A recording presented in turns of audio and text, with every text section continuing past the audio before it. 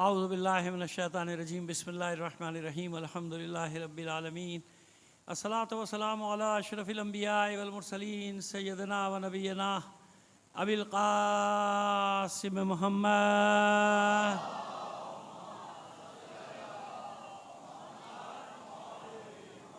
وآلہ الطیبین الطاہرین المعصومین ولعنۃ اللہ علی اعدائہم اجمعین من الآن الی قیام یوم الدین اما بعد فقد قال اللہ تعالی فی کتابہ المبین وہو اصدق القائلین وقولہ الحق بسم اللہ الرحمن الرحیم وجعلنا منہم ائمة یہدون بامرنا لما صبروا وکانوا بآیاتنا یوقنون۔ صلوات عنایت فرما دیجئے محمد آل محمد پر۔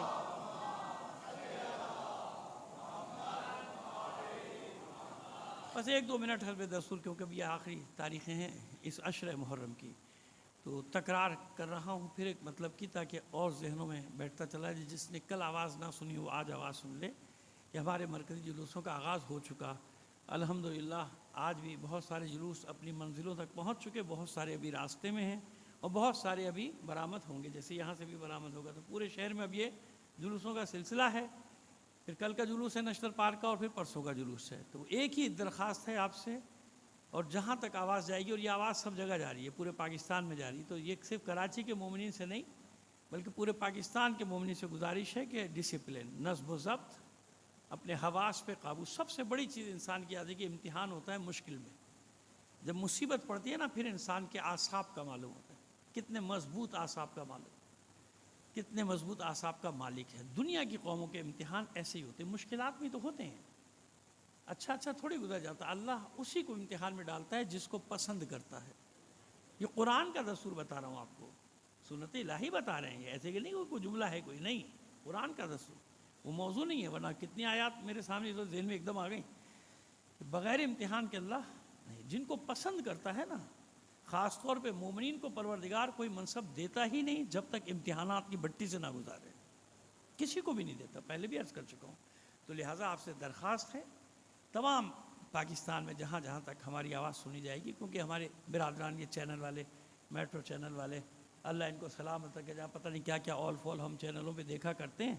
یہ 10 دن کا صدقہ ہے کہ الحمدللہ اس ذکر محمد و آل محمد کے بہانے ہم اپنی قوم کو تربیت کے لیے پیغامات بھی، بلکہ سبھی کو پیغامات دیتے چلے جاتے ہیں، تاکہ اس سرزمین پہ انشاءاللہ، کہتے ہیں نا کہ مایوس نہیں ہونا چاہیے، انشاءاللہ امید ہے پروردگار سے کہ پھر وہ امن و امان، وہ محبت، وہ بھائی چارہ، وہ رواداری واپس آ جائے جو ہم سے چھین لی گئی ہے ہمارے اعمال کے سبب سے۔ صلوات بھیجیے محمد آل محمد پر۔ تو بس یاد رکھیے اس بات کو کہ ڈسپلن، اسکاؤٹس کے ساتھ تعاون، ٹریفک پولیس والے ہوں ان کے ساتھ تعاون، پولیس کھڑی ہے اس کے ساتھ تعاون، رینجرز کے سپاہی کھڑے ہیں ان کے ساتھ تعاون، انتظامات کے سلسلے میں سمجھ گیا۔ کوئی معاملہ ہوتا ہے وہ خود دکھ لیں گے، وہ نپٹ لیں گے، لیکن الجھنے کی ضرورت ان سے نہیں ہے۔ یہ آپ کے بھائی ہیں، ظاہر یہ ہمارے بھائی ہیں نا۔ آپ خود سوچیے کہ اپنے اپنے گھروں سے دور پڑے ہوئے ہیں، کیوں؟ ان دہشت گردوں کی، کم بختوں کی وجہ سے۔ ورنہ ہمارا دل کب چاہتا ہے کہ ہماری عزاداری سنگینوں کے سائے میں ہو، بندوقوں کے سائے میں؟ ہم تو نہیں چاہتے۔ یہ تو دہشت گردوں نے حالات یہاں تک پہنچائیں کہ یہ بھائی بیچارے یہاں کھڑے ہوئے پورے شہروں میں 10 دن پورے پاکستان میں ڈیوٹیز دے رہے ہیں۔ یہ ان کا کام یہاں تھوڑی تھا، تو یہ ہماری وجہ سے نہیں ہوا۔ ہم نے نیا کام کیا ہو تو ہماری وجہ سے، ہمارا کام تو نیا نہیں، ہم تو یہی کر رہے ہیں، صدیوں سے ایسے ہی کر رہے ہیں۔ یہ تو وہ ہے کہ جن لوگوں نے رکھنے ڈالنے کی کوشش کی، اور صرف عزاداری تو نہیں۔ اگر یہ کہہ دیا جائے کہ عزاداری کی وجہ سے ایسا نہیں، آپ دیکھیں نا پورے پاکستان میں جو دہشت گردی ہوئی ہے اور ہونے کی اب بھی، کرنے کی اب بھی کوشش کرے، تو خالی شیعوں کے ساتھ تو نہیں کر رہے نا۔ کس کو نہیں مارا؟ جوانوں کو مارا، پولیس کے جوانوں کو مارا، ہمارے رینجرز کے جوانوں کو مارا، ہمارے فوج کے جوانوں کو مارا، ان بدبختوں نے، کم بختوں نے، ہے کہ نہیں ہے؟ تو دہشت گردی کا انشاءاللہ تو سب بن رہے ہیں نا۔ ہمارے اہل سنت بھائی، کیا ان پر دھماکے نہیں ہوئے؟ کیا ان کے میلادوں میں، ان کی مساجد میں، ان کے مدرسوں میں نہیں ہوئے کیا؟ تو یہ دہشت گرد کا کوئی دین ایمان نہیں ہے۔ یاد رکھیے گا اس بات کو جو میں آپ سے کہہ رہا ہوں، آپ پورا تجزیہ کر لیجئے، اس پہ تاریخ میں چلے جائیے۔ دہشت گرد نہ شیعہ ہوتا ہے، دہشت گرد نہ سنی ہوتا ہے، دہشت گرد طاغوت کا ایجنٹ ہوتا ہے، جس کا کام صرف یہ ہوتا ہے کہ ملک میں، شہر میں، علاقے میں دہشت کی فضا ایجاد کر دو، ایسا کام کرو کہ لوگ خوفزدہ ہو جائیں، آپس میں لڑ جائیں۔ تو ہمیں ان سازشوں کو ناکام بنانا ہے جہاں تک ہمارے امکان میں ہے۔ سمجھ میں آ گئی ہماری بات؟ انشاءاللہ میں نے کوشش کی ہے کہ بہت اچھے انداز میں تمام برادران تک پیغام پہنچا دوں۔ باقی اللہ مالک ہے، یہ میدان تو ہر سال ہمارے سامنے آتا ہے، جو ہوگا دیکھا جائے گا۔ اللہ نے اگر کوئی امتحان لکھا ہے ہمارے لیے، انشاءاللہ دعا یہی کہ پروردگار ثابت قدم رکھنا، ہمیشہ کی طرح ثابت قدم رکھنا۔ تمام مومنین کے حفظ و سلامتی کے لیے بلند آواز سے ایک صلوات عنایت فرما دیجئے۔ آئیے اب بات کو لے کر آگے چلیں۔ آپ نے تو یاد نہیں دلایا مگر مجھے یاد ہے کہ کل میں نے کہا تھوڑا سا، کیونکہ اس لیے یاد ہے کہ آنے سے پہلے میں نے وہ آخری حصہ سن لیا کہ دیکھو کہ 3-4 جگہ پڑھ رہے ہیں تو نہیں یاد آتا کہاں کیا پڑھا تھا، تو یہاں جہاں ہم نے بات کو چھوڑا تھا وہاں لے کر آتے ہیں کہ نشاندہی کیسے ہو۔ یہاں تک تو ہم آ گئے کہ ولایت اور امامت ایسا منصب ہے ہمارے اعتبار سے، کیونکہ وجوب میں ہے نا، اصول دین میں ہے، لہذا نماز، روزے، زکوٰۃ، حج کی طرح یہ واجب ہے، اس پر ایمان کیا ہے؟ واجبات میں سے واجب ہے۔ کوئی روایات؟ بھائی آیات تو میں سنا رہا ہوں نا آپ کو، کوئی ایسی نص ہے جس میں ائمہ طاہرین کے نام ہوں؟ کوئی ایسا واقعہ ہے جس میں ائمہ طاہرین کے نام ہوں؟ کوئی ایسی روایات ہیں جہاں ائمہ طاہرین کے نام ہوں؟ تو آج اسی پہ بات کرنی ہے۔ لیکن پہلے ایک آپ کے سامنے جو دلیل دینا چاہتے ہیں، وہ دلیل کوئی سمجھے یا نہ سمجھے، لیکن ایک مشاہدہ، آنکھوں دیکھا مشاہدہ۔ حرم خدا کی تعمیرات اب نئے سرے سے ہو گئی نا، حرم خدا سے مرادی کے ادارے اطراف میں، اب مجھے نہیں معلوم کہ وہ حصہ کیسا ہے، ویسا ہی ہے یا نہیں ہے۔ اسی طرح مسجد نبی صلی اللہ علیہ وآلہ وسلم،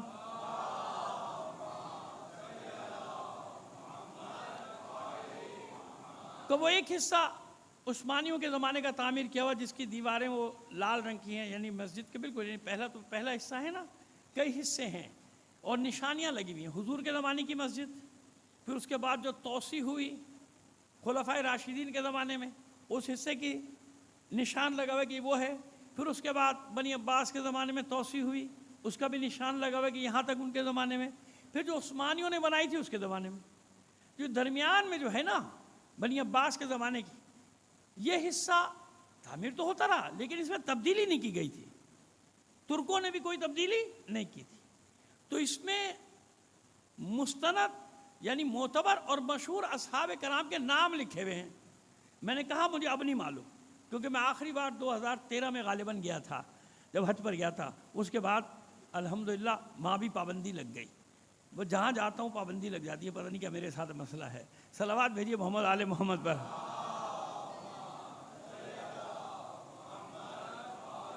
اور چند سال پہلے کوشش تو یہاں بھی کی گئی تھی مجھے روکنے کے، لیکن یہاں مجھے روک نہیں سکے، لہذا یہاں بھی نوٹیفیکیشن تو جاری کیا تھا۔ لیکن سوال یہ کہ بھائی عجیب ہے، جو محبت کی بات کرے، جو اتحاد کی بات کرے، جو اچھا پیغام دے، اس کو کہا جائے کہ جناب یہ فرقہ واریت پھیلا رہا ہے، اور جو بدبخت فرقہ واریت پھیلاتے رہے ہر سال وہ آزاد، ہر ہفتے فرقہ واریت پھیلائے، تکفیریت پھیلائے، وہ آزاد۔ یہ عجیب تھا، کوئی جواز نہیں تھا ان کے پاس۔ خیر بہرحال چھوڑی، کہاں نکل گیا میں۔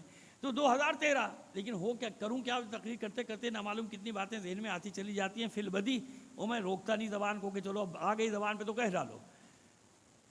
تو وہاں پر 2013 تک وہ موجود، اور اس سے پہلے میں ظاہر ہے پہلی بار گیا تھا 1900 کب گیا تھا بھائی 87 میں، 1987 میں پہلی بار کی، تو ہر بار جا کے لوگوں کو بھی دکھاتا تھا۔ تو چاروں طرف لال رنگ کی محرابیں، لال رنگ کی دیواریں ہیں، وہ محرابیں بنی ہوئی ہیں، اور سبز رنگ میں دائرے، اور اس میں مشہور صحابہ کرام کے نام۔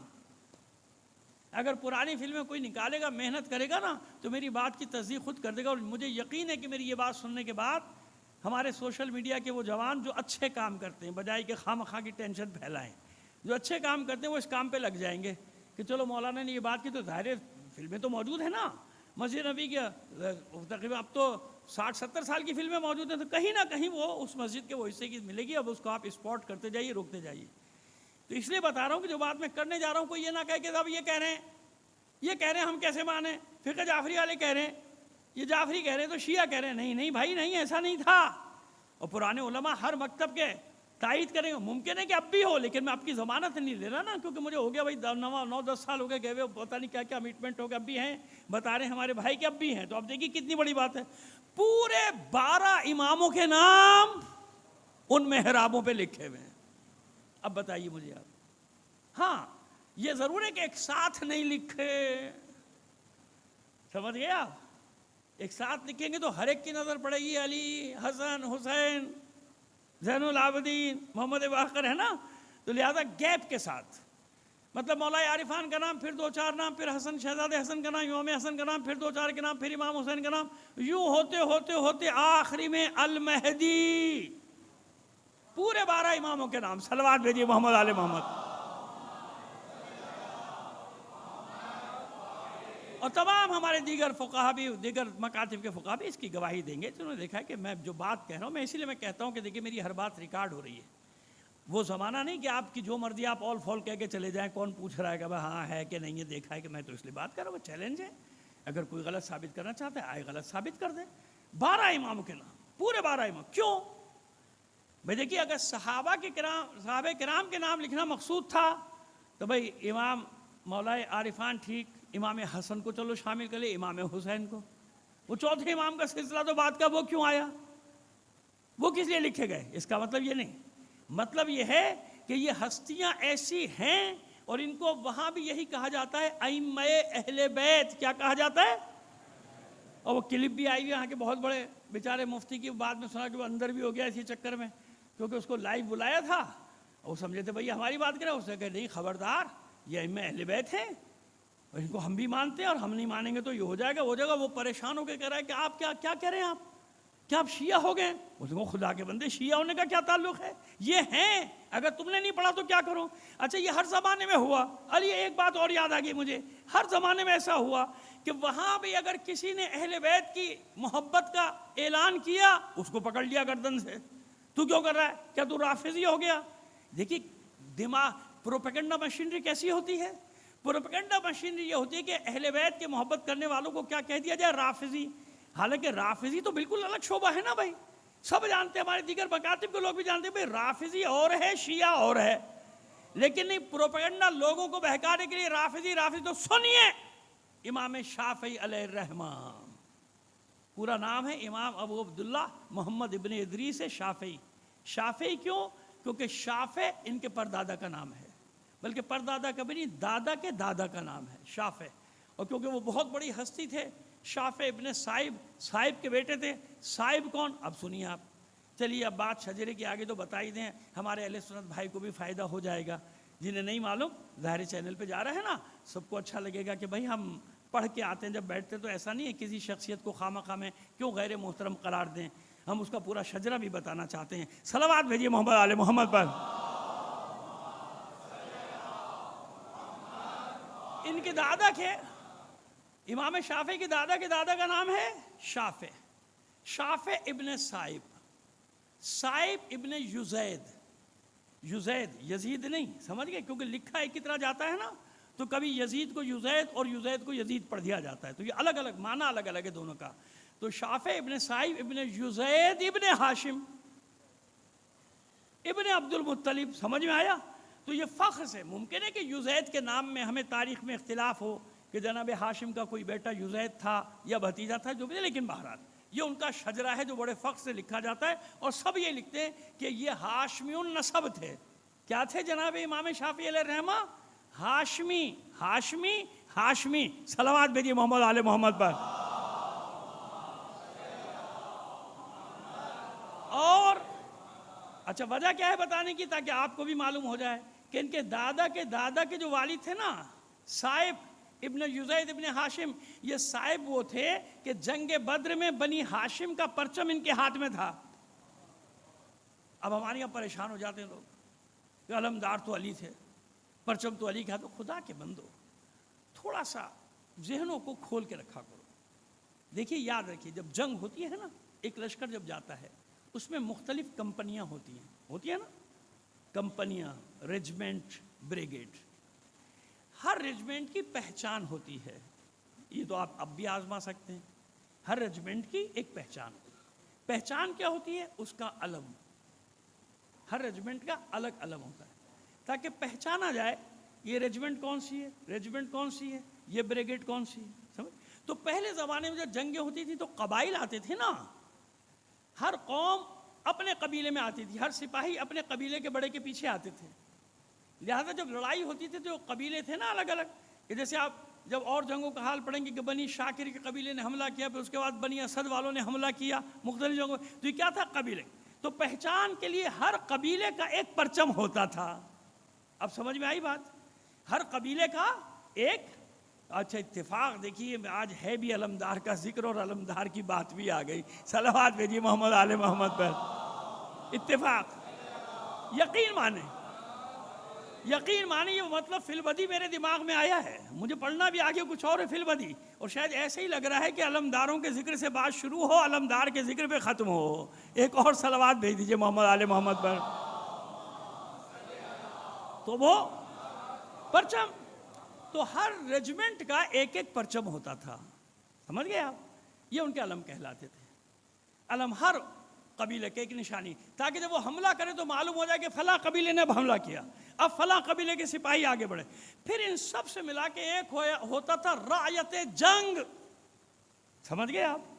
یعنی ریجمنٹوں کے نشان، پھر بریگیڈ کے، اور پھر پوری فوج کا ایک نشان. جیسے ہمارے یہاں بھی ہے نا، ایک آرمی کا نشان الگ ہے. وہ آرمی کا نشان کہیں بھی نظر آئے گا آپ دیکھتے پہچان لیں گے کہ یہ پاکستانی فوج ہے نا، یہ پاکستانی فوج کا نشان ہے. وہ جو چھوٹا سا فلیگ ہوتا ہے نا الگ، جنرلوں کی یا بڑے بڑے افسروں کی، ان کے ٹیبل پہ رکھا ہے یا گاڑیوں پہ لگا، تو کیا پہچان لیا جاتا ہے؟ یہ پاکستان آرمی، کیونکہ وہ سب سے بڑا نشان ہے. لیکن اس کے بعد ہر ریجمنٹ کا الگ الگ علم، اور وہ رسم بھی عجیب ہے. انشاءاللہ کہ اب بھی ہوگی، چند سال پہلے تک تھی، اور مجھے وہیں کے لوگوں نے بتائی تھی کہ جب کسی ریجمنٹ کو علم دیا جاتا ہے تو وہ بہت بڑی تقریب ہوتی ہے، اور بڑی زبردست تقریب. اس میں پہلے سے امتحانات لے کے اندر ہی وہ ان کے ادارے چھانٹ لیتے ہیں کہ علم دینا کسے ہے.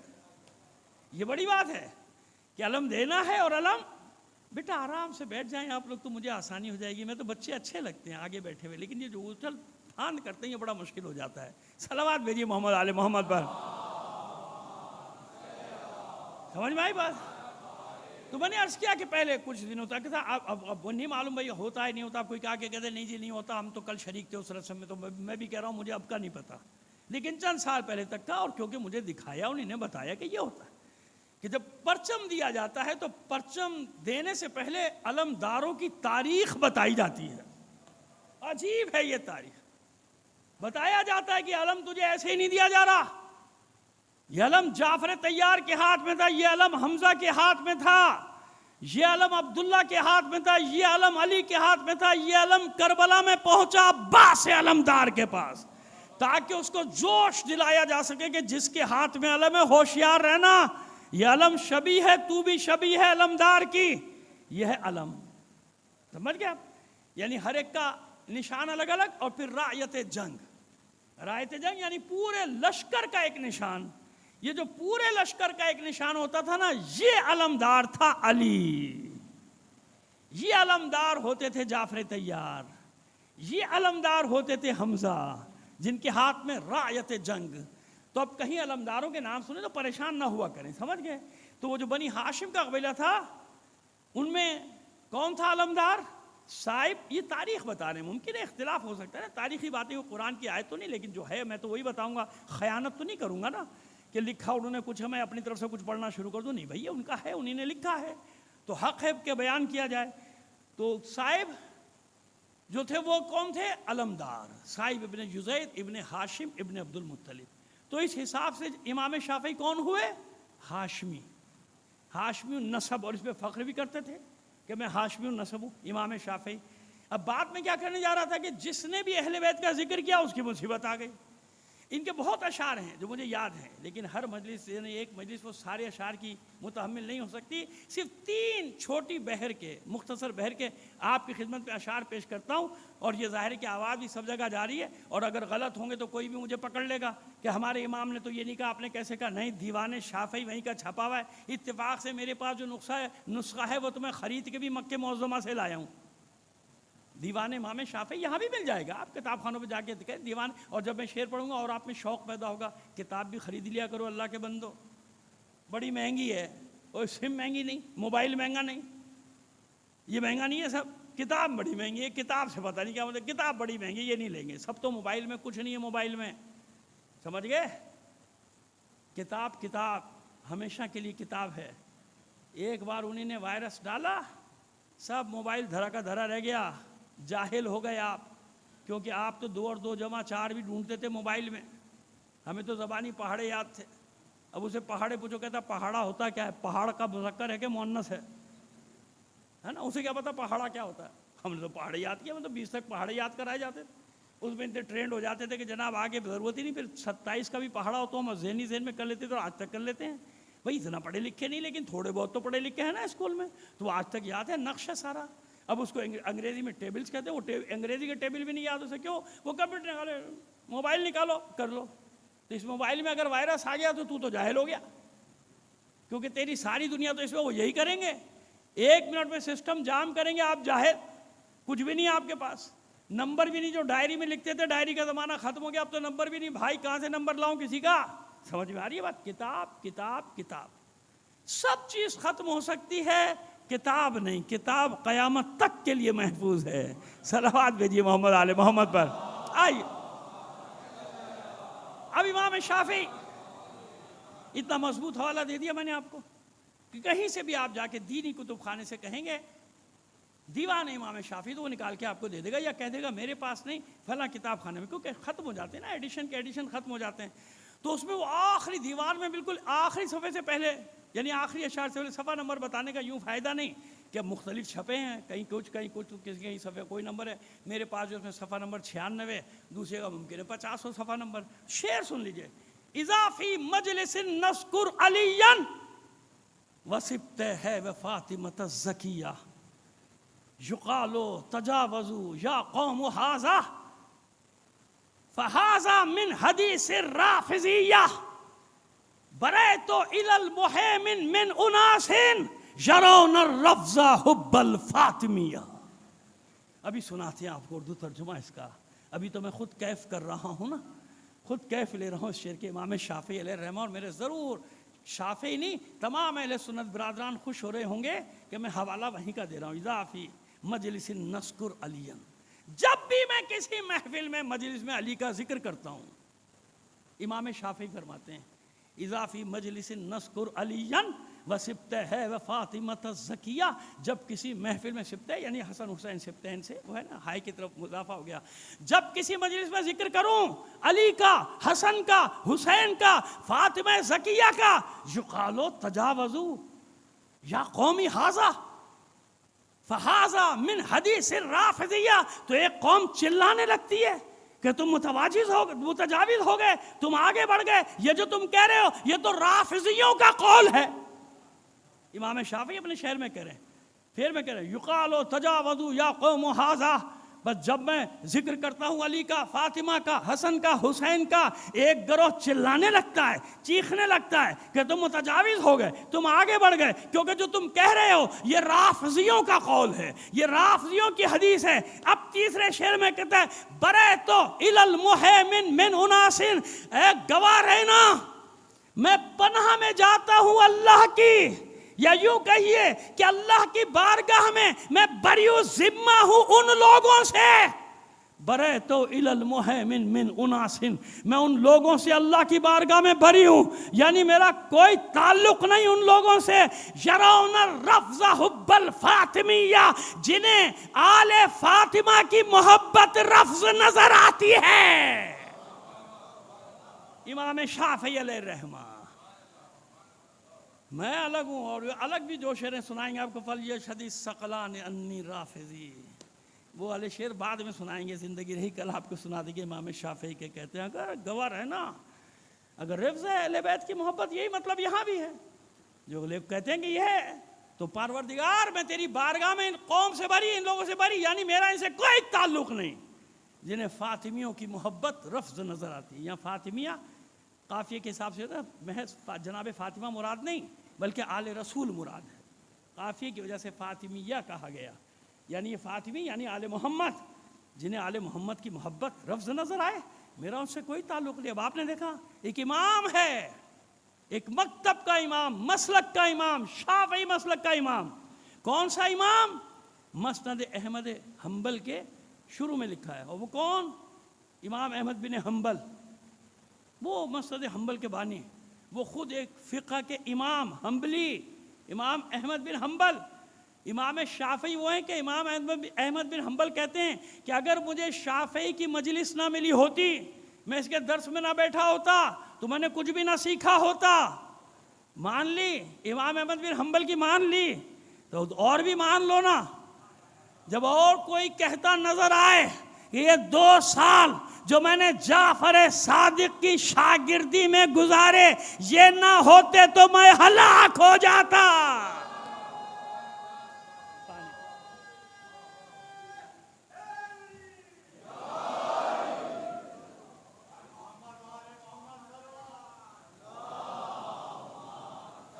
تو ائمہ اہل بیت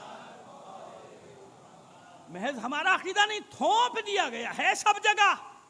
آئیے جناب جابر ابن عبداللہ انصاری سے روایت نقل ہے. ان سے نقل کی ابن بابویہ نے تفسیر نور الثقلین میں سارے حوالے اس کے دے دی، اور بھی جگہوں پر ہیں، لیکن میں وہ حوالے دیتا ہوں جو آپ کو بازار میں مل جائیں. ایسے حوالے نہیں جن کا کوئی وجود ہی نہیں. 1 گھنٹے کی تقریر کر کے گیا، 15-16 حوالے دے گیا، معلومہ کسی کا وجود ہی نہیں. یہ بڑا زبردست واقعہ آپ کو سنانے جا رہا ہوں. ایک شہر میں تھا، نام نہیں لوں گا، وہ شہر کے ایک دفعہ نام لیا تھا، وہ شہر کے لوگوں نے برا مان لیا، اب ہمارے شہر کو بدنام کر رہے. اچھا بھی نہیں بدنام کر رہے، میں یوں سمجھ لیجیے ایک شہر تھا، وہاں ایک پروگرام تھا، اور بھی علماء دیگر مکاتب کے بھی ہمارے ساتھ تھے. تو ایک صاحب نے تقریر کی، وہ بھی پریشان ہو گیا. کچھ واقعات انہوں نے ایسے عجیب و غریب پڑھے کہ جو نہ ہمارے یہاں نہ تمہارے یہاں، مطلب جن کا کوئی وجود ہی نہیں تھا. عام لوگ بھی پریشان ہو. خیر اب میں سوچ ہی رہا تھا، پروگرام ختم ہوا، گاڑی میں بیٹھے تو میں اس طرف، وہ ادھر کھڑکی کے ساتھ پچھلی سیٹ پہ. تو ایک نے جناب روک لیا، بہت سارے رش تھا نا، ایک دم کہاں سے بھاگ جاتے. شیشہ اتار کے اس نے کہا، کہنے قبلہ یہ جو آپ نے پڑھے واقعات یہ کہاں ہیں، کون سی کتاب میں؟ یقین مانے اس نے کوئی 15-16 کتابوں کے نام کھٹکھٹ لی، فلاں فلاں فلاں فلاں فلاں. اچھا اس میں 2-3 جینوئن کتابوں کے نام بھی لے دیے، سفینۃ البحار، کنز الاموال، یہ وہ مجموع البحرین. میں نے بابا مجموع البحرین کون سی؟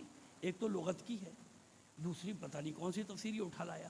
خیر جناب بہت، جب وہ بیچارہ گھبرا کے بھاگ گیا، اس نے تو ایک کی جگہ 16 حوالے دے دیے، چلا گیا. میں نے کہا قبلہ یہ کہاں ہے سفینۃ البحار میں؟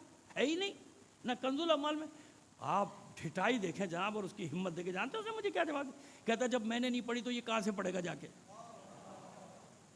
ایسے آپ لوگوں کو الو بناتے ہیں، آپ بن رہے ہیں. انہیں معلوم ہے ان میں سے کون گھر میں جا کے حوالہ دیکھ رہا ہے. کوئی نہیں جا کے دیکھ رہا، ہاں مولوی کہہ رہا ہے صحیح کہہ رہا ہوگا. سن کے کام ہو گیا. صلوات بھیجیے محمد آل محمد پر، ہے نا. بڑی جناب ان مولوی صاحب نے ڈھٹائی سے مجھ سے کہا قبلہ جب میں نے نہیں پڑھی ان میں سے کوئی کتاب، یہ کہاں سے پڑھے گا جا کے، اس کو کیا پتا، اس کو تو ٹالنا تھا، ٹال دیا میں نے. اب آپ اندازہ کریں، یعنی وہ مجمع کو کیا سمجھتے ہیں کہ ایسے ہی فضول آدمی ہے، بس جو مرضی پڑھنا ہے پڑھ کے جاؤ، واہ واہ کرا کے نعرے لگوا کے جاؤ. انہیں کون سا گھر جا کے کتابیں دیکھنی ہیں، ان کے پاس کہاں اتنا ٹائم ہے. ابھی مجلس سے نکلے گا 15 میسیج آئے ہوئے ہوں گے، پہلے تو وہ دیکھے گا، جلدی سے آن کرے گا موبائل کا، بھی پتہ نہیں کیا کیا ہو گیا اس 1 گھنٹے کے اندر. اللہ کے بندو، کتاب کتاب کتاب، دوستیاں کرنا سیکھو کتاب سے، کتاب سے دوستی کرنا. اس لیے میں حوالہ کیا کہا میں نے آپ کی خدمت میں عرض کیا کہ حوالہ وہ دیتا ہوں جو آپ کی پہنچ ہو. اس پہ میری کوئی عزت نہیں گھٹ جائے گی کہ اگر انہی نے پڑھ لیا تو میں کہاں جاؤں گا، ہے نا. اکثر یہ بھی ہوتا ہے کہ ساری بات نہیں بتانی ورنہ یہ عالم بن جائے گا میں جاہل ہو جاؤں گا. نہیں، تشیع میں اصول ہے الٹا. علم جب تک تمہیں ملے گا نہیں جب تک خرچ نہیں کرو گے، ہے نا. یہ خزانہ خرچ کرنے سے بڑھتا ہے گھٹتا تھوڑی ہے. اکثر ہوا ایسے، میں نے 1-2 علماء میں نے کہا یہ کیوں ڈنڈی مار دی، کہنا نہیں بات کے لیے بچا. بات کے لیے کیا مطلب، جو ہے دے دو آج، جب تک دو گے نہیں جب تک آئے گا نہیں. یہ تو مولا نے ایک اصول بتا دیا نا، کتنے مقامات پہ ایک جگہ تھوڑی، بس وہاں تفسیر میں.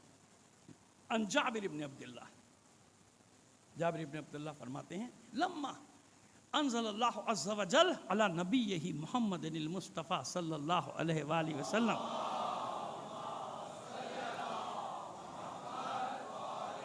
اطیعوا اللہ واطیعوا رسول واولو الامر منکم.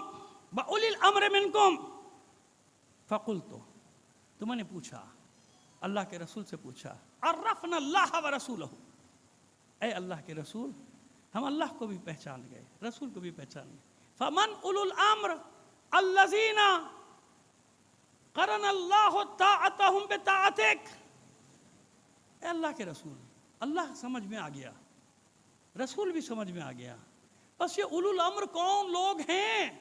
فمن اولو الامر، کون ہے اولو الامر؟ الذین قرن اللہ یا قرن اللہ طاعتہم بطاعتک، وہ کون ہیں جن کی اطاعت اللہ نے آپ کی اطاعت کے ساتھ واجب کر دی، جوڑ دی کر یہ بات کر رہے تھے نا، اب دیکھیے مطلب آگے بڑھ رہا ہے، کون ہیں یہ لوگ؟ اولو الامر کون ہیں؟ آپ اب دیکھیے جانتے ہیں جابر، لیکن مجمع بیٹھا ہے صحابہ کرام کا رضوان اللہ تعالی علیہم کا، تو سب کو معلوم ہو جائے نا کہ اولو الامر کون ہیں۔ فمن اولو الامر، کون ہے یہ صاحبان امر؟ الذین قرن اللہ طاعتہم بطاعتک، کہ جن کے اطاعت کو اللہ نے آپ کی اطاعت کے ساتھ جوڑ دیا۔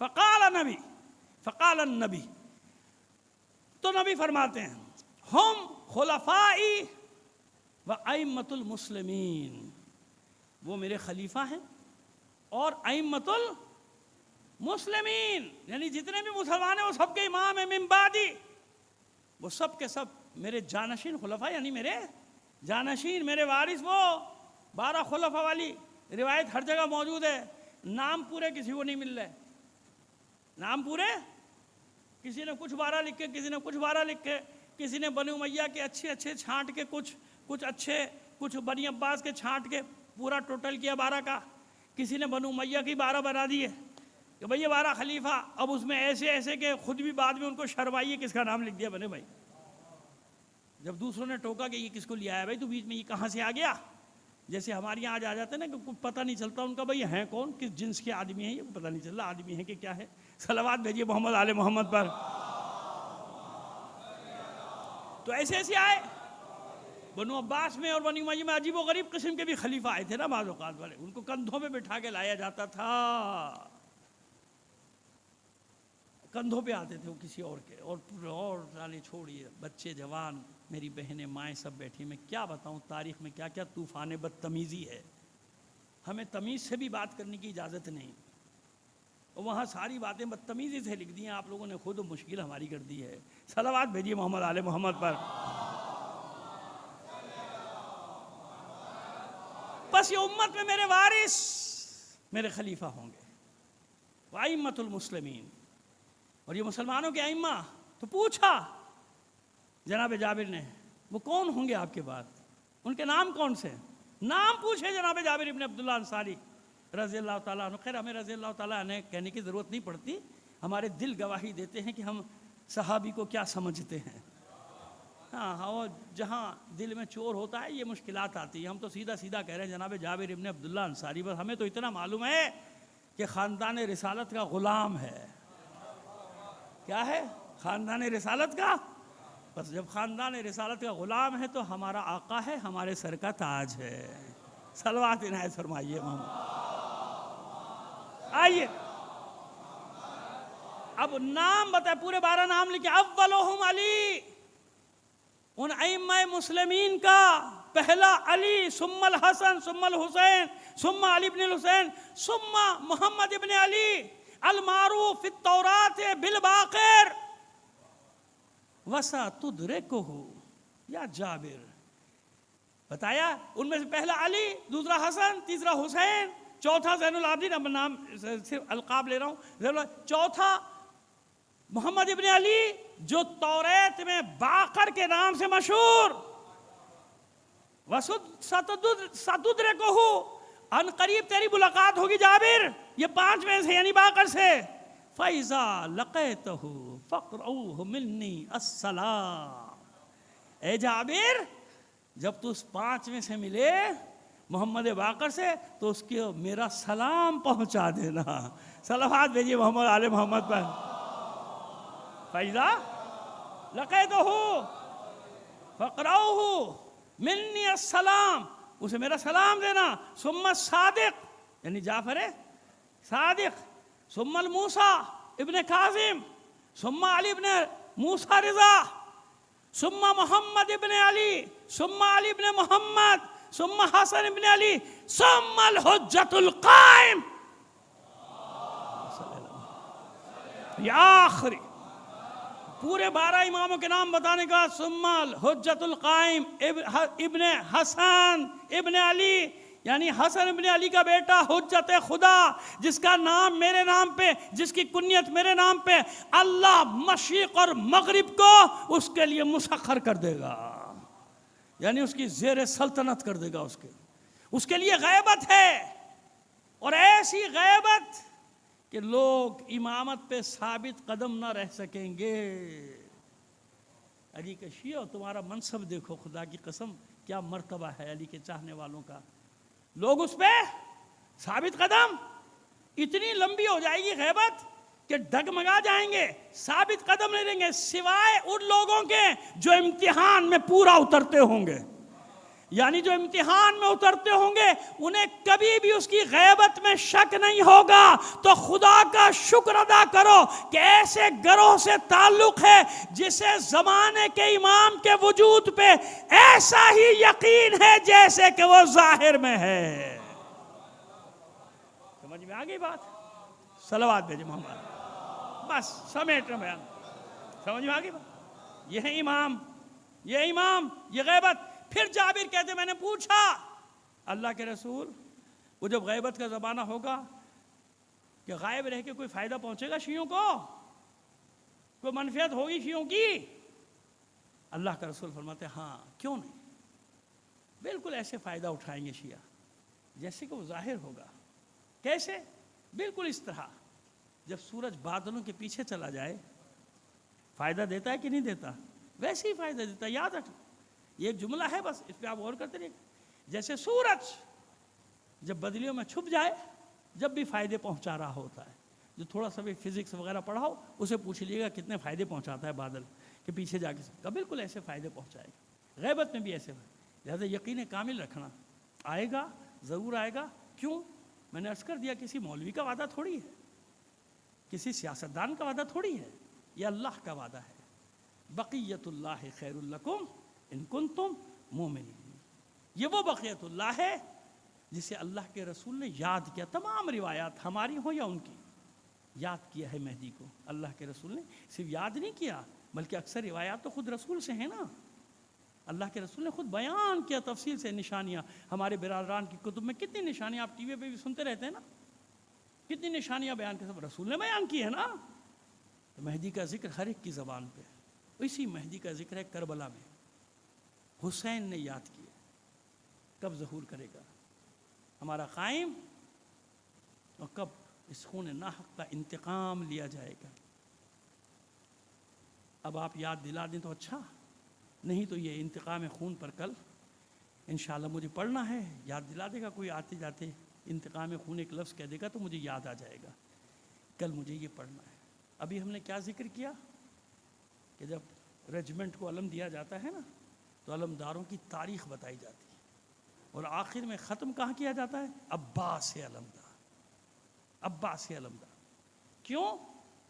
شانے کٹائے.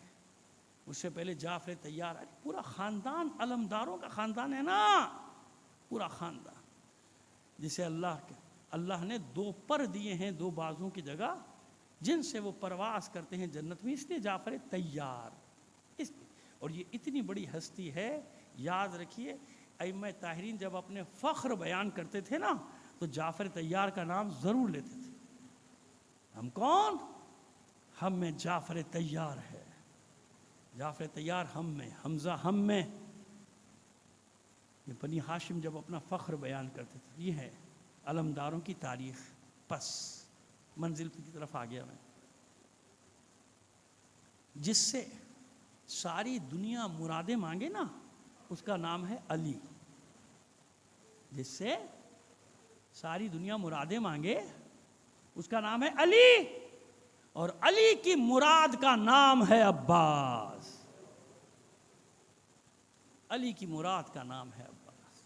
معبود ایسا بیٹا دے، ایسا بیٹا کہ جو کربلا میں میری نیابت کر سکے، نائب بن سکے۔ ایک سوال رکھتا ہوں اپنے مولا کے حضور، گناہ گار ہیں مگر اپنے مولا کی بارگاہ میں سوال نہیں رکھیں تو پھر کہاں رکھیں گے؟ مولا آپ کو تو معلوم ہے کہ عباس کو لڑنے کی اجازت ہی نہیں ملے گی، تو پھر یہ تیاری کیسی؟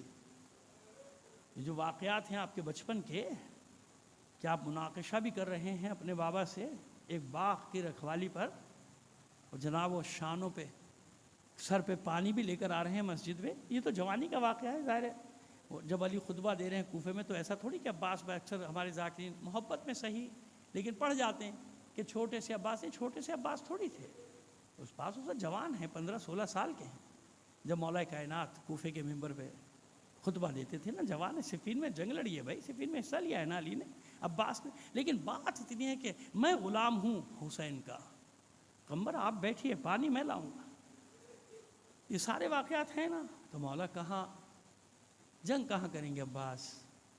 تو شاید بارگاہ حیدر کرار سے یہی جواب ملے گا، جب عاشور کا دن ہو نا تو میرے عباس کی اطاعت امام دیکھنا، جس دن کے لیے عباس کو میں تیار کروں گا نا، جس دن کے لیے عباس کہتا ہے کہ میں اس دن کے لیے پیدا ہوا، جس دن کے لیے خلقت ہوئی عباس کی، جب وہ جنگ کا دن آئے گا اس کا مولا کہے گا عباس خیمے نہر سے ہٹا دو۔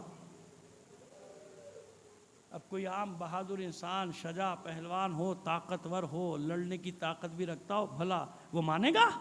کہے گا نہیں، معاذ اللہ معاذ اللہ، اگر آج کی زبان میں کہہ دوں معذرت کہتا 1000 استغفار کے ساتھ کہ آج کا ہوتا تو یہ ہو نہیں سکتا، میری تو ناک کٹ جائے گی، میں نے اپنے ہاتھ سے تو خط کھینچا ہے، وہ بھی عباس جس نے خط کھینچ دیا تھا، کسی کی مجال ہے میرے مولا کے خیمے نہر سے ہٹائے گا؟ جس کو افسرا سر اپنے تن پر عزیز نہ ہو وہ یہ خط عبور کر کے آ جاؤ۔ جو دستہ آیا تھا نا اس کی ہمت نہیں ہوئی، عباس کے تیور دیکھ کے، اور خوش تھے انصار حسینی، دیکھو عباس کا جلال دیکھو، علی کے بیٹے کا جلال دیکھو، خط کھینچ دیا تلوار سے، کسی کی ہمت نہیں ہو رہی اس لکیر کو عبور کرنے۔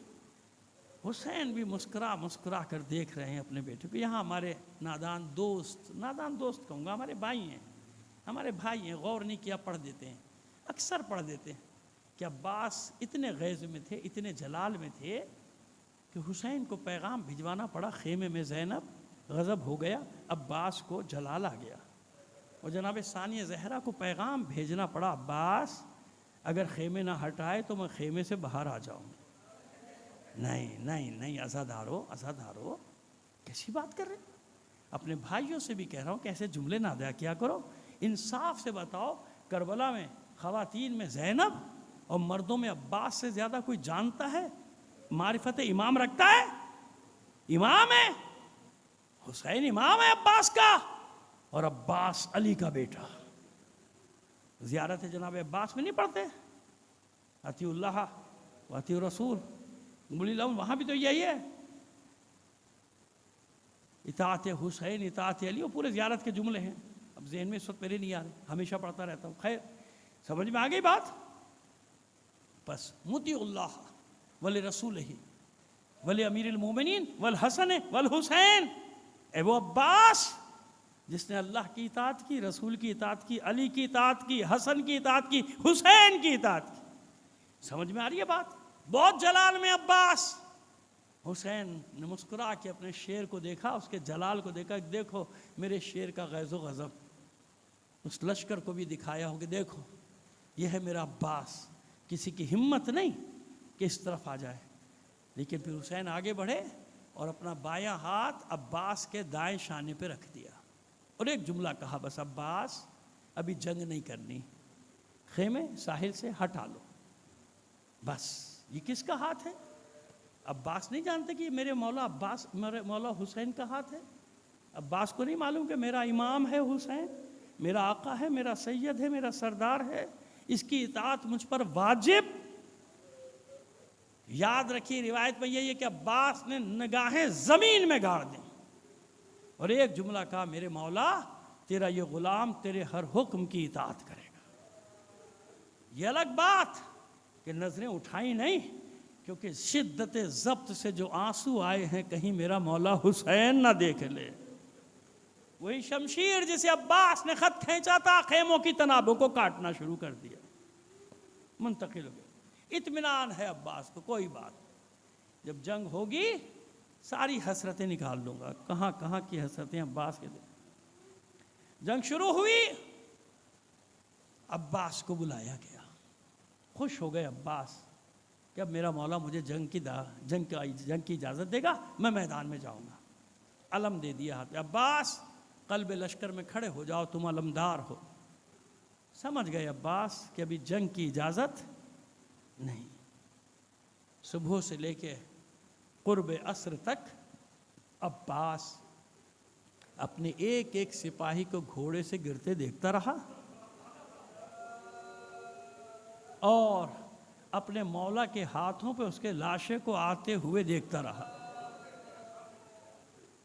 ایک وقت وہ آیا کہ جب عباس نے دائیں دیکھا بائیں دیکھا, نہ میمنہ نہ میسرہ نہ مقدمہ نہ خلف لشکر, کچھ بھی نہیں, کچھ بھی نہیں. سر جھکائے جھکائے, ہاتھ میں علم ہے, در خیمہ پہ آئے. اذن دخول طلب کیا. مولا یہ غلام اذن باریابی چاہتا ہے, جانتے ہیں نا معصوم کا خیمہ ہے, معصوم کا گھر ہے, اذن دخول ضروری ہوتا ہے. جیسے ہم جاتے ہیں روزوں پہ پہلے اذن دخول پڑھتے ہیں پھر اندر داخل ہوتے ہیں, اذن دخول طلب کی. حسین نے اجازت دی, آ جاؤ عباس. عباس خیمے میں داخل ہوئے, سر جھکا کے کھڑے ہو گئے. اتنی ہمت تھوڑی ہے عباس میں کہ حسین کے سامنے بات کرے. دیکھا حسین نے, پوچھا عباس کچھ کہنا چاہتے ہو؟ فرماتے ہیں مولا عباس کہ ہاں میرے سید میرے سردار, میں کچھ کہنا چاہتا ہوں, اگر آپ کی اجازت ہو تو میں عرض کروں گا. عباس جو دل میں ہے وہ کہو, جو چاہتے ہو کہو. کہتے مولا اب اس غلام کو بھی میدان میں جانے کی اجازت دے دیجیے. بڑی حسرت سے حسین نے ایک جملہ کہا, عباس تمہیں کیسے اجازت دے دوں, تم تو میرے لشکر کی زینت ہو. علمدار ہے نا, علمدار ہے. اب اپنے لفظوں میں کہہ دوں, کیا کہا ہوگا؟ عباس تم سے بیویوں کی ڈھارس ہے, تم سے بچوں کی ڈھارس ہے. جب کسی شہید کا لاشا آتا تھا بیویاں گھبرا کے علم کے پھریرے کو دیکھتی تھی. علم کا پھریرا لہرا رہا ہے یعنی عباس موجود ہے, اور جب تک عباس موجود کوئی مصیبت خیموں تک نہیں آ سکتی. عباس تم سے سب کی ڈھارس سے نہ جاؤ, تم علمدار ہو. سر جھکائے جھکائے مولا فرماتے ہیں, عباس فرماتے ہیں میرے مولا میرا لشکر کہاں ہے؟ سب کو تو آپ نے اپنے ہاتھوں سے گنج شہیدہ میں پہنچایا ہے. بس اب یہ گفتگو ہو رہی ہے, ایک چھوٹی سی بچی دوڑی دوڑی آئی. عزادارو عزادارو, سقائی کی روایت پہ اگر کوئی شک کرتا ہے مجھے اس کی ذہنی حالت پہ شک ہوتا ہے. یہ وہ منصب ہے سقائی کا, نہیں سمجھ میں آتا تمہاری. کربلا میں مشکیزیں نہیں دیکھے, سقا کا لقب نہیں دیکھا, نہیں دیکھا روزے پہ لکھا ہوا سقا کا لقب. اور سنو اور آسان بتاؤں, یہ جو علم ہے عباس کا اس کے گلے میں ننھا سا مشکیزہ دیکھا نہیں دیکھا؟ بتاؤ کس نے ڈالا یہ مشکیزہ؟ کس نے ڈالا, یہ کس نے پہنایا؟ یہ مشکیزہ اعلان کرتا ہے کہ یادگار ہے کسی معصوم بچی کی, کسی معصومہ کی یادگار ہے یہ مشکیزہ. جو دوڑی دوڑی آئی تھی چچا کے دامن سے لپٹ کر کہتی تھی چچا جان کیا آپ بھی پانی نہیں پلا سکتے, پیاس ہلاک کیے دیتی ہے. عباس کی جیسے دلی مراد بر آئی, گھٹنوں کے بل زانوؤں کے بل بیٹھ گئے زمین پہ. بچی سے کہتے ہیں شہزادی ایک بار اپنے بابا سے اجازت دلوا دیجئے, یہ غلام وعدہ کرتا ہے پانی لے کر آئے گا.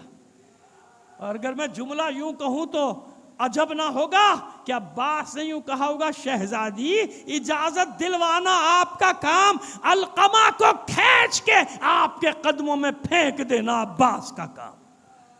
اتنا مان ہے, اتنا بھروسہ ہے عباس کو قوت بازو پر، اجازت کیسے نہ ملتی، سفارش جو ایسی تھی، بچی دوڑی دوڑی گئی، ایک سوکھا سا مشکیزہ لے کر آئی، عباس اتنا جھکے کہ بچی نے اپنے ہاتھ سے عباس کے گلے میں وہ مشکیزہ ڈال دیا۔ پہنچے عباس فرات کے ساحل پہ، صاف کیا لشکر کو، صاف کیا، پہنچ گئے ساحل پہ، گھوڑے کو ترائی میں اتارا، خود گھوڑے سے اترے، چلو میں پانی لیا۔ ارے پینے کا خیال کیسا، کہاں کا، کیا بات کرتے ہو؟ چلو میں لیا اور فرات کے منہ پہ مارا۔ دیکھ دیکھ علی کا لال ایسے قبضہ کرتا ہے۔ اس لیے عباس غازی غازی غازی کیوں؟ ایسا قبضہ تھا عباس کا کہ آج تک القمہ کے ساحل پہ عباس کا علم لہرا رہا ہے۔ فرات میرا قبضہ کچھ دیر کا نہیں ہے، قیامت تک کے لیے تیرے ساحل پہ میرا علم لہرائے گا۔ ایسا علم گاڑا تھا، اور کوئی بعید نہیں، اپنے بابا کو بھی خطاب کیا، اے بابا حیدر کرار، پتھر پہ علم گاڑا تھا، دیکھ تیرے بیٹے نے پانی پہ علم گاڑ دیا۔ مشکیزہ بھرا، واپس پلٹا علی کا شیر۔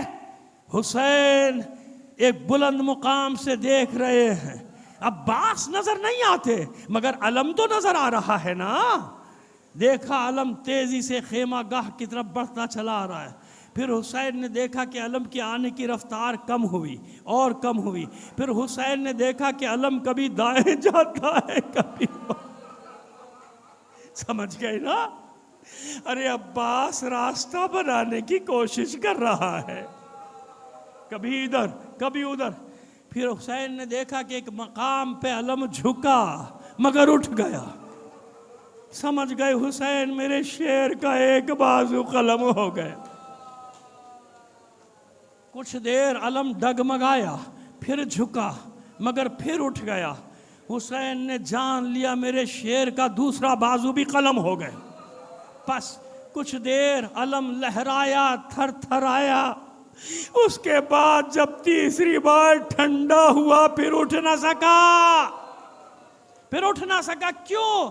ارے کیا کرے عباس، ایک طرف سکینہ کا مشکیزہ ہے، ایک طرف علم ہے، بازو ہے نہیں، کیا سنبھالے، مشکیزہ سنبھالے یا علم؟ مشکیزے کی زیادہ اہمیت تھی۔ علم ٹھنڈا ہوا، عباس مشکیزے پر چھا گیا، ایسے چھا گیا کہ کہیں سے بھی تیر آئے میرے جسم میں لگے۔ گھوڑے کو ایڑ دیتے رہے، کہہ رہے اے اسپِ وفادار، جلدی کر آگے چل، بس ایک بار خیمے تک پہنچا دے، پھر تجھے کوئی زحمت دینے والا نہیں۔ عزاداران حسین، جب میں پہلی بار کربلا گیا تھا تو میرے گائیڈ نے، میرے رہنما نے مجھے ایک جگہ دکھائی۔ اب وہاں مارکیٹیں بن گئی، ہوگا نشان لیکن مجھے نہیں پتا۔ وہ رہنما بھی اب دنیا میں نہیں رہے، یونس کربلائی صاحب جو مجھے لے کر گئے تھے اپنے ساتھ، ایک مقام دکھایا۔ وہ مقام خیمہ گاہ سے قریب، اور کہا کہ یہ وہ جگہ ہے جہاں مشکیزے پر تیر لگا تھا۔ انصاف کی بات بتاؤں، میری سمجھ میں نہیں آئی بات۔ میں نے کہا قتل گاہ تو پیچھے ہے، عباس کی قتل گاہ جہاں آپ شہید ہوئے تھے وہیں تو آپ کو دفنایا گیا ہے نا، کیونکہ لاشا لانے کو منع کر دیا تھا۔ لیکن عزیزو، اسی دن شام کو جب میں نے مجلس پڑھی تو جیسے سارا مطلب کشف ہو گیا۔ میری سمجھ میں آیا کہ میں خود ہی تو پڑھتا ہوں اور خود ہی آج تک غور نہیں کیا۔ سنو، آگے جا رہا تھا عباس، خیمہ گاہ کی طرف جا رہا تھا عباس، جب مشکیزے پر تیر لگا، پانی بہہ گیا، عباس کی آرزویں بہہ گئیں، تو عباس نے گھوڑے کا رخ واپس موڑ دیا تھا۔ اے اسپِ وفادار، اب واپس چل، اب تو میرے بازو بھی نہیں کہ پھر سے پانی کی کوشش کروں۔ سمجھ میں آیا؟ اس لیے تیر لگنے کی جگہ آگے ہے اور عباس کے گھوڑے سے گرنے کی جگہ پیچھے۔ کیسے گرے تھے میرے مولا عباس؟ کس طرح سے گرے تھے؟ یہ مصیبت نہیں پڑھوں گا تو تسلی نہیں ہوگی، کیونکہ کسی ذاکر کو کتابوں میں بھی یہ نقل ہے واقعہ، آپ نے خواب میں کہا تھا سب کے مصائب پڑھتا ہے، میرے مصائب کم پڑھتا ہے، مولا میں تو سب سے زیادہ آپ کے مصائب پڑھتا ہوں۔ کہا نہیں، میری سب سے بڑی مصیبت بیان نہیں کرتا۔ مولا سب سے بڑی مصیبت کیا تھی؟ کہا سن سن،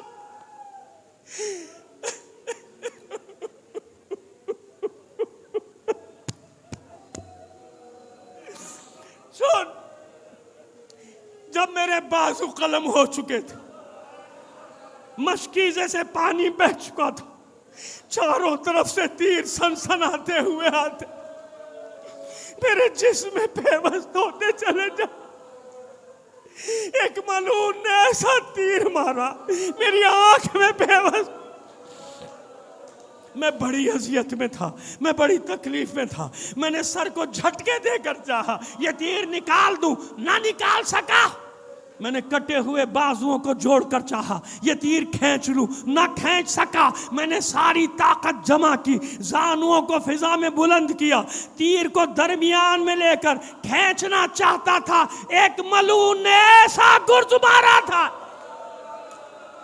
ایسا گرز میرے سر پہ مارا تھا، اے ذاکر حسین، کربلا میں جو شہید گرتا تھا، ارے فطرت انسانی کا تقاضا ہے، بلندی سے پستی کی طرف آتا تھا، ہاتھوں کا سہارا لیتا تھا، ارے میرے بازو نہ تھے، میں سر کے بلے سے گرا تھا، سارے تیر میرے جسم میں پیوست ہو گئے، بہت دیر ہو گئی، بہت دیر ہو گئی، سکینہ پریشان ہے، میرا امو نہیں آیا، میرا چچا نہیں آیا، فضا اما فضا ذرا خبر تو لے کر آ۔ فضا نے خیمے کا پردہ اٹھایا، کچھ دیر مشاہدہ کیا، اس کے بعد کہتی ہے مبارک ہو سکینہ، بیٹا ابھی علم نہیں لانا، مجھے مصائب پڑھنے دو، مبارک ہو سکینہ، مبارک ہو، تیرے چچا نے وعدہ پورا کر دیا، تیرا چچا پانی لے کر آ رہا ہے، تیرے چچا کا علم آ رہا ہے۔ ارے اما فضا آپ نے بڑی جلدی کر دی، آپ نے علم آتے دیکھا، یہ نہیں دیکھا